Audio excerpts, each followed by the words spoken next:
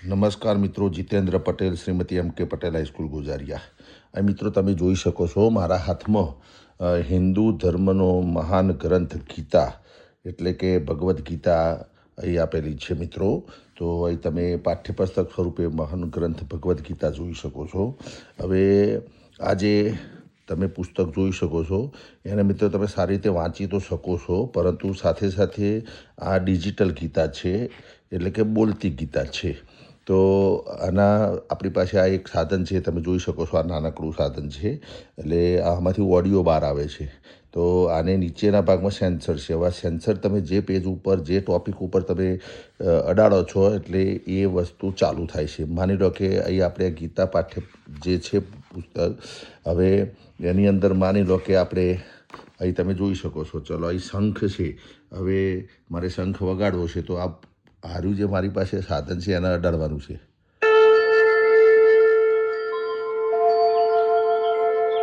તો અહીં તમે જોઈ શકો છો કે આ શંખ જે આપણે વગાડતા હોય એ રીતે શંખ થાય છે. એ જ રીતે માની લો કે તમારે અહીં ધૃતરાષ્ટ્ર ઉવાચ અહીં લખેલું છે, ધૃતરાષ્ટ્ર ઉવાચ, અને આ શ્લોકનું તમારે આ શ્લોક સમજવો છે તો તમારે શ્લોક ઉપર અડવાનું છે મિત્રો.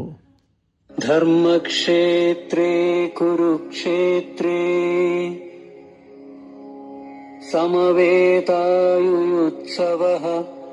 તો આ રીતે તમે આ સાધન વડે આ બોલતી ગીતા છે અને લગભગ 15 ભાષાની અંદર તમે ગુજરાતી લેંગ્વેજ કરો તો ગુજરાતી ભાષામાં બોલે છે. એ બધા જુદા જુદા શ્લોકો આપેલા છે અને જુદા જુદા અધ્યાયો આપેલા છે. તો આ રીતે 18 અધ્યાયની અંદર ચિત્ર પણ બોલતું હોય છે. માની લો કે આ એક ચિત્ર છે. હવે તમે ચિત્ર ઉપર ક્લિક કરશો મિત્રો, તમે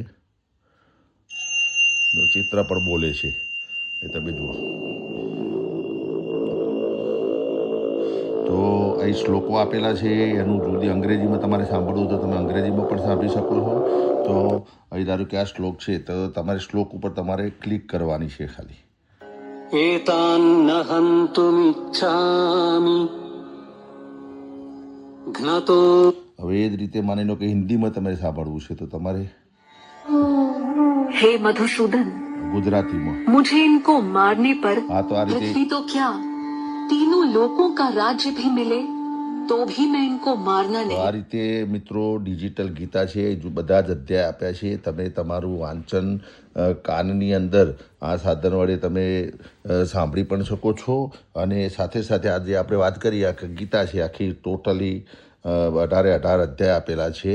તો એ ડિજિટલ ગીતા છે, એનું જે ચિત્રાત્મક અને એની જે બાંધણી છે એ ખરેખર મિત્રો બેસ્ટ છે. તમે જુઓ, ચિત્રાત્મક સ્વરૂપે એની બાંધણી છે. ડિજિટલી સેન્સર આપેલા છે આના ઉપર. હવે ધારો કે કોઈ પણ હોય, ધારો કે આ ચિત્ર ઉપર આપણે અડાડીએ છીએ તો જે ચિત્ર ઉપર આપણે અડાડીશું તો એ ચિત્ર પ્રમાણે મિત્રો બોલે છે. તો ડિજિટલ સ્વરૂપે છે. પછી એની અંદર તમે ચિત્રો જોઈ શકો છો. ચલો, તમે ચિત્રો જોઈ શકો છો.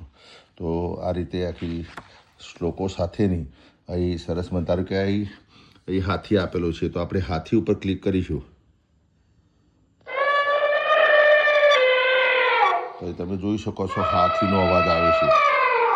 એ જ રીતે માની લો કે ધારો કે અહીં ઘોડા છે મિત્રો, યુદ્ધની અંદર ઘોડા જે હોય છે એ ઘોડા છે તો તમે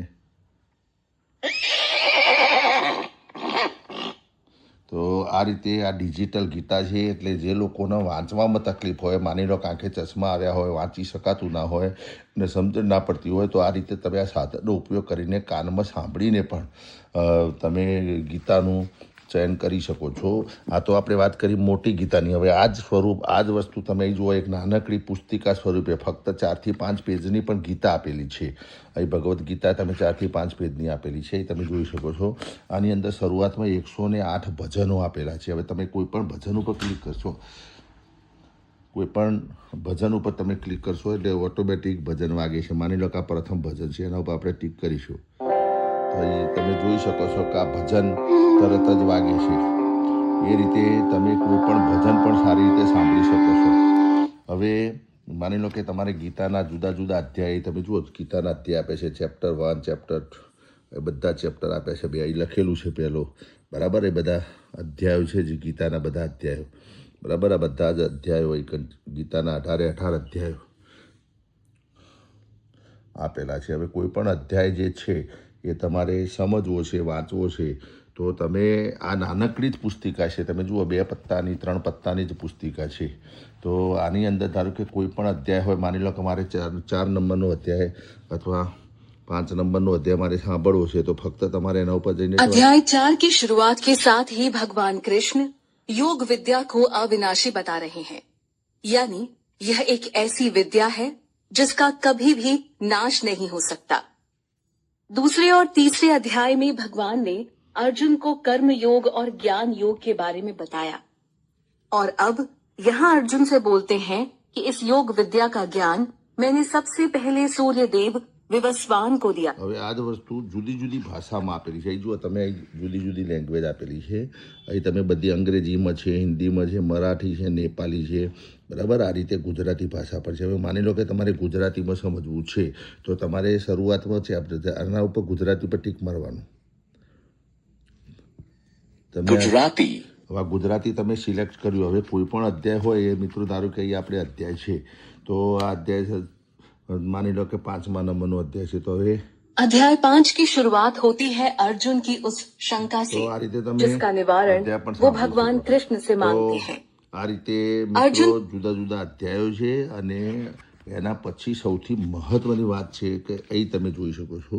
હવે અહીં અલગ પ્રકારના તમે જુઓ હોય 3 ને 2 5 ને 6 ને 3 9 ને 10 ને લગભગ 18 17 થી 18 ભાગમાં નાના નાના મુદ્દા આપેલા છે. હવે મુદ્દાનું હેડિંગ તમે જુઓ અહીં તમે લખ્યું છે કે જીવનની અંદર તમને કંઈ પણ તકલીફ પડતી હોય તો બધાનું સોલ્યુશન ગીતાની અંદર છે. જુઓ સેલ્ફ રિયલાઇઝેશન, પછી એ લખ્યું છે લાલચ. તો લાલચના અંતર્ગત આ ભગવદ્ ગીતાની અંદર કયા અધ્યાયની અંદર કયો શ્લોક એવો છે કે જે તમને એની માહિતી આપે છે.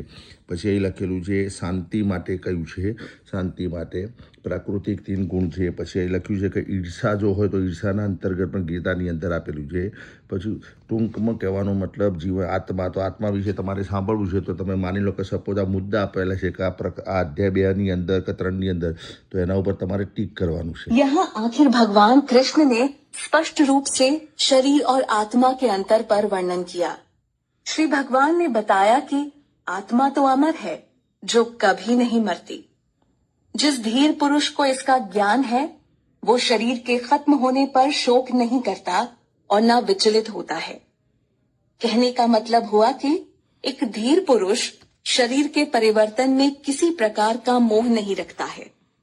इस आत्मा को शरीर रूपी वाहन मिलता है जिससे वो बाल्यावस्था से तरुणावस्था और तरुणावस्था से वृद्धावस्था में તો આ રીતે મિત્રો જીવનની અંદર જુદા જુદા જે ખાસ કરીને ધારો કે આત્મા વિશે તમારે જાણવું છે, કર્મયોગ, તો કર્મ વિશે જાણવું છે તો એ લખેલું છે કે આ અધ્યાયની અંદર આ શ્લોક આપેલો છે તો એનું ભાષાંતર અહીં પણ આખું સમજાવેલું છે. તો આ રીતે આ બીજા પ્રકારની ગીતા છે. તો અહીં તમે જોઈ શકો છો, અહીં આપણે જોઈએ આ ડિજિટલ ગીતા છે, આ મોટા પાઠ્યપુસ્તક સ્વરૂપે છે.